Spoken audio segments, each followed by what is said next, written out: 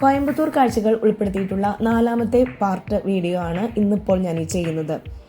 ആദ്യം ഞാൻ ചെയ്ത വീഡിയോ പാർട്ട് 1 ചെയ്തത് വാഹനപ്രേമികളായിട്ടുള്ള ആൾക്കാർ ഉറപ്പായിട്ടും വിസിറ്റ് ചെയ്യേണ്ട ഒരു സ്ഥലമായിരുന്നു. പ്രത്യേകിച്ച് കാറ് ഒരുപാട് ഇഷ്ടമുള്ള ആൾക്കാർക്ക്. അത് വേറൊന്നും ആയിരുന്നില്ല, കോയമ്പത്തൂരുള്ള GD കാർ മ്യൂസിയം. ഒരുപാട് വിൻറ്റേജ് കാറുകളുടെ ഒരു കളക്ഷനുള്ള ഒരു കാർ മ്യൂസിയത്തിൻ്റെ വീഡിയോ ആയിരുന്നു ഫസ്റ്റ് വീഡിയോ ഞാൻ ചെയ്തത്.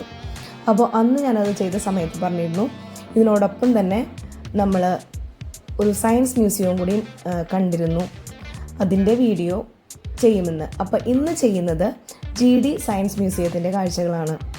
അപ്പോൾ എല്ലാവർക്കും പുതിയൊരു വീഡിയോയിലേക്ക് വീണ്ടും സ്വാഗതം. GD സയൻസ് മ്യൂസിയം GD മ്യൂസിയത്തിൻ്റെയൊക്കെ ഒരു പാർട്ട് തന്നെയാണ്. അവിടെ അതിൽ ഉൾപ്പെടുത്തിയിരിക്കുന്നത് GD കാർ മ്യൂസിയം ഉണ്ട്, എക്സ്പെരിമെൻ്റ സയൻസ് സെൻറ്റർ ഉണ്ട്, GD സയൻസ് മ്യൂസിയം ഉണ്ട്, STEM ലാബ്സ്. ഇത്രയും കാര്യങ്ങളാണ് ആ GD മ്യൂസിയത്തിൻ്റെ ആ ഒരു ഉൾപ്പെടുന്നത്. അപ്പം നമ്മൾ അന്ന് ഈ അതായത് കാർ മ്യൂസിയവും സയൻസ് മ്യൂസിയവുമാണ് വിസിറ്റ് ചെയ്തത്. ഇത് കോയമ്പത്തൂർ അവിനാശി റോഡിലാണ് സ്ഥിതി ചെയ്യുന്നത്. ഇത് ഒരു 1950-51 കാലഘട്ടത്തിൽ ശ്രീ GD നായിഡു ആണ് ഇത് സ്ഥാപിച്ചത്.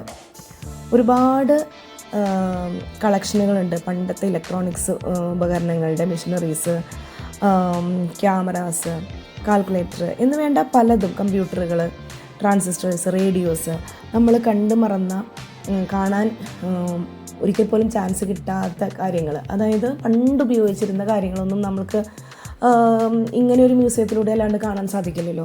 അപ്പോൾ വ്യത്യസ്ത ഇനത്തിൽപ്പെട്ട ഒരുപാട് ഐറ്റംസ് ഉള്ള ഒരു മ്യൂസിയമാണ് ഈ സയൻസ് മ്യൂസിയം. ഇതിനെപ്പറ്റിയൊക്കെ പഠിക്കാൻ താല്പര്യമുള്ള കുട്ടികൾക്ക്, സ്റ്റുഡൻസിന് ഒക്കെ വന്നു കഴിഞ്ഞാൽ നന്നായിട്ട് അത് യൂസ്ഫുൾ ആയിരിക്കും എന്ന് എനിക്ക് തോന്നി. നമുക്ക് ഏകദേശം ഈ ഒരു മ്യൂസിയം ഫുള്ളൊന്ന് കവർ ചെയ്ത് ഇറങ്ങണം എന്നുണ്ടെങ്കിൽ ഒരു 3/4 മണിക്കൂർ 1 മണിക്കൂറൊക്കെ സമയം വേണ്ടി വരും കേട്ടോ. അവിടെ ചെന്നപ്പം നമ്മൾ ഓരോ കുഞ്ഞു കുഞ്ഞു കാര്യങ്ങൾ എടുത്താൽ പോലും, ചെറിയൊരു എക്സാമ്പിൾ പറഞ്ഞപ്പം പേന അത്ര ചെറുതല്ല, ഏറ്റവും വലിയൊരു കാര്യം തന്നെയാണ്. അതിൽ നിന്ന് വരുന്ന അക്ഷരങ്ങൾ കൊണ്ടാണല്ലോ ഒരുപാട് മാറ്റങ്ങൾ സൃഷ്ടിക്കാൻ പറ്റുന്നത്.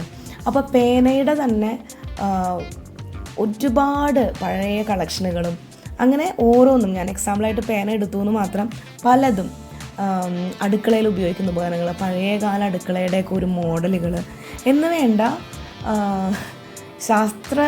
ശാസ്ത്രവുമായിട്ട് സയൻസുമായിട്ട് ബന്ധപ്പെട്ട ഉപ്പ് തൊട്ട് കർപ്പൂരം വരെയുള്ള കാര്യങ്ങൾ നമുക്ക് അവിടെ കാണാം എന്ന് ചുരുക്കി പറയേണ്ടി വരും.